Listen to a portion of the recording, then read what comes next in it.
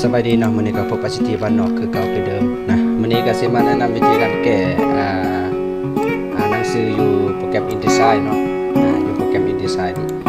โปรแกรมตัวนี้นะที่ว่ามีปัญหาเรื่องการจัดหนังสือตกนะเพราะว่า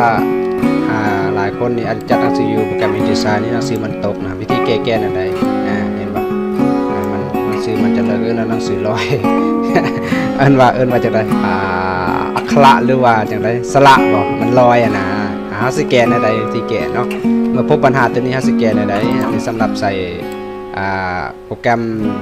InDesign เนาะที่ว่าใส่นั่นฟอนต์ของติดสระตัวที่แต่ว่ามาเบิ่งสระหรือว่าอักขระมันลอยแบบนี้มันมีปัญหาตัวนี้แต่เฮาสิแก้ในใดเนาะมาเบิ่งนํกันเลยวิธีแก้ก็ง่ายๆเนาะพบปัญหาตัวนี้แก้เอามาเบิ่งนํกันขั้นตอนที่1คือกด select เนาะหรือว่าภาษาบ้านเฮาเรียกว่ากดทาสีหรือว่าคลิกทาสีนะและเข้าไปท้ายแล้วเข้าไปparagraph style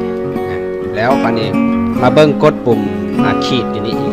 ขวามือสุดคลิกไปปึ๊บแล้วเลือก style option เลือก style option หลังจากเลือก style option แล้ว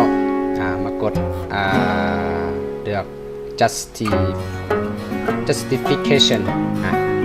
แล้วจากนั้นเข้าไปadd paragraph นี่เรียกว่า composure แล้วไปเลือก add word ready single line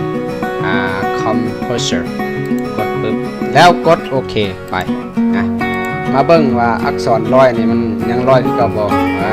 ใช้งานปกติแล้วเห็นปะใช้งานปกติง่ายเนาะง่ายเป็นการจัดตัวหนังสืออยู่ InDesign สำหรับคนที่ยังบ่ทันมีปัญหาตัวนี้ก็สามารถมาแก้ได้มาเบิ่งตามคลิปของ ICT บ้านนอกได้สามารถติดตามกดไลค์กดแชร์กดติดตามเพื่อเป็นกำลังใจอยากได้ข้อบทเรียนใดเกี่ยวกับ ICT บ้านนอกก็คอมเมนต์ได้อยู่ใต้กล่องของ YouTube นะจะสิไปเบิ่งและสิเฮ็ดให้เป็นวิดีโอเนาะสำหรับคนที่ติดตามอันนี้มันวิธีการจัดหน้าสำหรับInDesign เนาะอันนี้มีเบิ่งวิธีการเพิ่มหน้ามันนี่มีแต่หน้าเดียวครับเพิ่มหน้าก็ได้เพิ่มหน้าคลิกขวา insert page เลือกหน้าที่มันจะเอาจากหน้าเอา3หน้าสมมุติว่าปึ๊บนี่กลับไปแล้วปะนี่ปะนี่มันกลับไปแล้วปะนี่2 5 3นี่สินะ